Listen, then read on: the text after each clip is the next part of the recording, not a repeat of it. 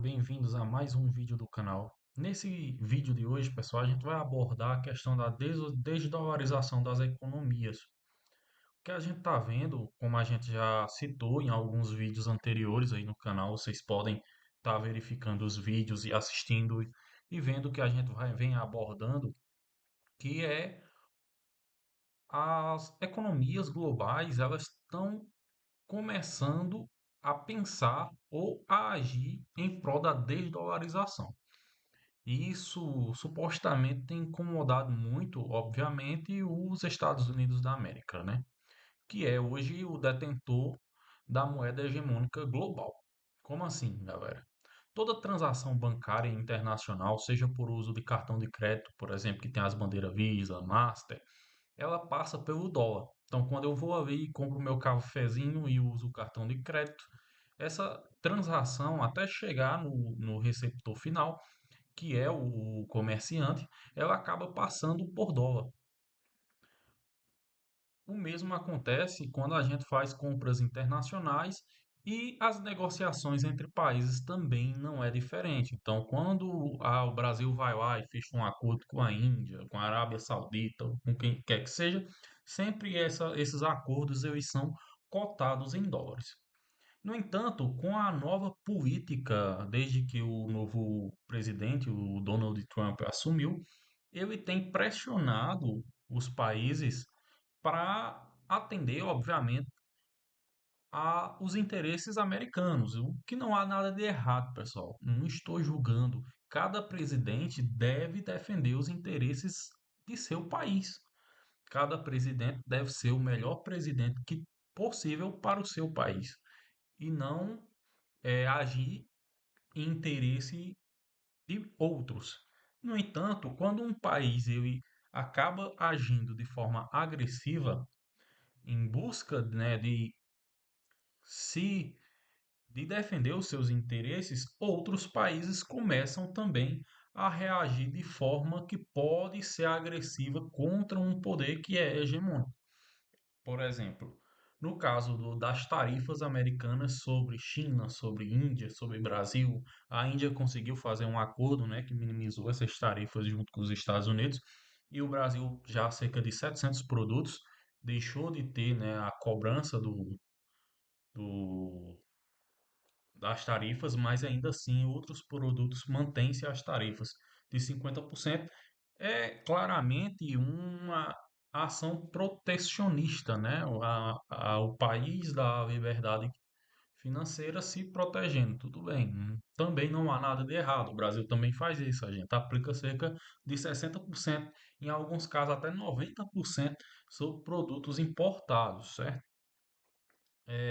Então, o que é que os países estão fazendo? Estão buscando meios, meios de driblar isso, certo? E aí surgiu a ideia do BRICS, né, que é o BRICS Pay, vai funcionar mais ou menos como se fosse um Pix, certo? Um Pix só que feito para haver comércio instantâneo, envio de dinheiro instantâneo e comercialização nas próprias moedas de cada país. Está sendo aí puxado pelos membros fundadores do BRICS, né? Porque o BRICS hoje tem mais alguns países, cerca de 13 ou 14 países, fora os fundadores, que é Brasil, Rússia, Índia, China e África do Sul. E interessante, pessoal, que um sistema similar já ocorre. Então, essa ideia de BRICS Pay vai ser mais como é que eu posso dizer, uma ligação, né? Uma adequação entre os sistemas de cada país. Já já a gente volta aqui para a página da BRICS Pay, que é o site tá, oficial da BRICS, ou da BRICS Pay, onde eles explicam como vai funcionar essa questão desses pagamentos. Para o pessoal aí que quer viajar para qualquer país do BRICS, vai ter aí transação instantânea, certo? Mas vamos ver. Olha só. Sistema de pagamentos rápido SBP, System alguma coisa aí, não sei o que é isso, na Rússia. Olha como são similares ao Pix, né? Principais características do sistema: velocidade e disponibilidade, transferência instantânea em tempo real 24/7, Identificador, número de telefone móvel. Aqui no Brasil a gente usa telefone, usa chave aleatória, a gente usa e-mail, né? A gente usa QR Code. É um sistema bem completo, né? Que permite transferência entre duas pessoas, né? P2P. É, pagamento em lojas via QR Code. É um operado pelo Banco Central, é um desenvolvimento do Banco Central russo, né? Tem mais de 200 bancos conectados. É similar ao Pix tão rápido quanto, né? A gente tem aqui também é, esse sistema IBPS, que é o sistema de um limite máximo aí de transação, de uma transação a ser feita, é de até 1 milhão de yuans, que é o sistema chinês, certo? Mas funciona da mesma forma. Tem esse limite aí, né? Por causa que a gente sabe que a China é um país que tem um controle mais rigoroso financeiro, né, sobre as transações. É um sistema de, é um sistema mais fechado, certo? Aqui a gente tem o da Índia, que é o UPI, que é a mesma coisa. Ou seja, são, de forma simples, são PICs de cada país. Então, vão só adaptar, né, esse sistema para que funcione entre cidadãos, empresas de esses países e as comercializações ocorram na própria moeda. E isso, galera, enfraquece muito o dólar. Porque aqui, ó, diferente do Brasil, já teve transações de até 195 milhões, mais de 100 milhões aí num Pix só, diferente da China, né? Mas isso aí vai permitir com que, por exemplo, alguém que viajou para a Rússia do Brasil vai poder fazer as transferências e pagar como se fosse aqui no Brasil, um Pix normal. Só que o sistema ele vai ser baseado em blockchain, pessoal. Similar ao que ocorre aí com as criptomoedas, né, que é o Bitcoin, que são por blocos. O processamento é por bloco, que dá uma maior agilidade nas transferências, né? E cada um é processado pelos bancos centrais, né? Mas olha o que é que a promessa desse sistema. É possível conectar diversos sistemas de pagamentos, né? O Pix, o WeChat, o Pay, para garantir interoperabilidade, perdão, que palavra difícil.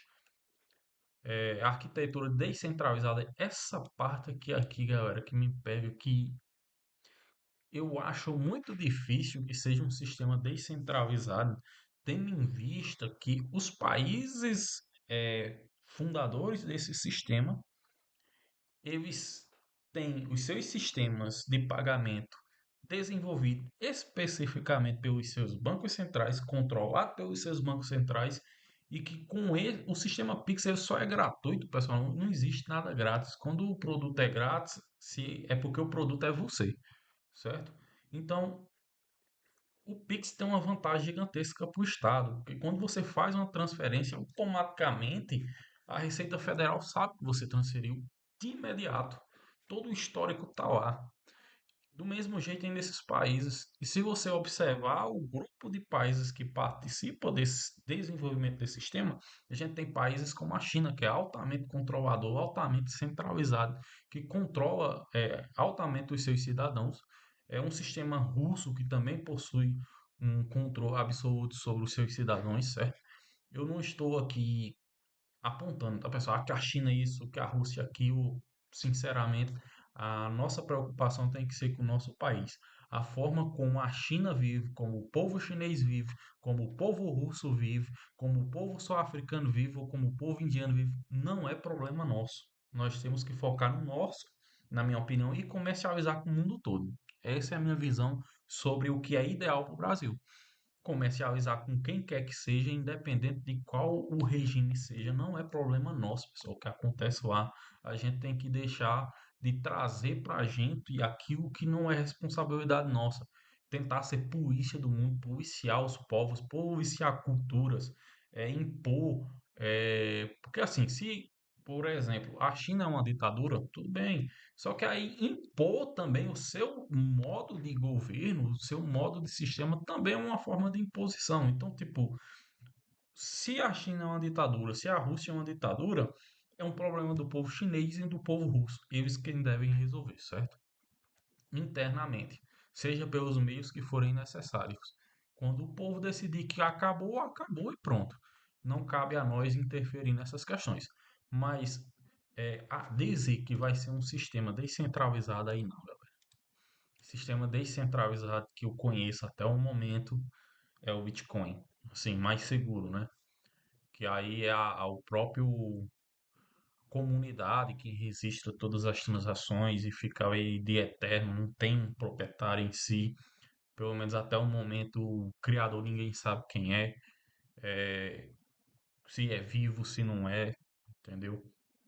Suporta múltiplas moedas, né? Reduz o risco cambial, tem conformidade regulatória, ou seja, com KYC, né? Que é relacionada às normas regulamentares de cada país, certo? Aqui já, se tem um KYC, esse KYC vai para alguém, já não tem como ser descentralizado. Ponto. Eu não faço KYC, eu não me identifico para usar Bitcoin. Se eu me identifico para usar, então não é descentralizado. Alguém centraliza essas informações, certo? É, design fractal, escalável, implementação rápida, baixa carga computacional, alto rendimento.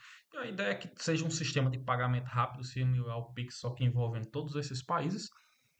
E algumas notícias que eu vi, a ideia é integrar esse sistema, o Drex, né, que é a moeda digital brasileira. E aí a gente vai acompanhar. Agora, engraçado, pessoal, que os Estados Unidos ele está justamente tentando combater, né, a desdolarização, porque é de interesse americano manter o dólar forte, porque a principal arma americana não é a bomba atômica, é o dólar, que consegue congelar, consegue praticamente fazer um país sangrar, né, através dos congelamentos das sanções que eles conseguem fazer. Só que aí surge esse sistema do BRICS, em resposta a justamente a essas interferências do governo americano nas economias, né? Principalmente as economias emergentes. Mas não é estranho que o presidente Trump, é só assim que passa na minha cabeça, que o presidente americano que está tentando combater justamente a desdolarização, ele tem como uma das suas políticas principais o enfraquecimento do dólar, com o intuito de supostamente trazer as indústrias para os Estados Unidos, baixar os juros, fazer com que a produção dos Estados Unidos e a compra de países com dólar mais fraco, mais barato, fazer com que os países possam comprar mais dos Estados Unidos, fazendo com que as indústrias que saíram dos Estados Unidos voltem para lá, porque e vender a partir do território americano. Só que quando você faz isso, você enfraquece o dólar, você automaticamente força países que nem tinham interesse em desdolarizar a começar a vender seus títulos americanos. Porque se o dólar está enfraquecendo, então eles estão perdendo dinheiro. Eles estão perdendo uma parte considerável da sua economia, o que ao invés de intervir ou estancar a desdolarização, justamente tem um efeito contrário. Não é estranho o discurso com a ação ou é só coisa da minha cabeça? Deixe os comentários de vocês aí embaixo. O que vocês acham desse sistema aí BRICS Pay? Vocês apoiam essa ideia de desdolarização, de um mundo multipolar, né, que é justamente a defesa das ideias, né, dos países que encabeçam o BRICS? E se vocês acham que isso vai vingar de fato, né? Assim, na minha visão, 90% da estrutura está pronta, porque já tem os sistemas, entre aspas, PIX de cada país e só precisa integrá-los, né? Deixa a sua opinião, deixa um like, se inscreve no canal, compartilha o vídeo e um abraço a todos, que Deus abençoe.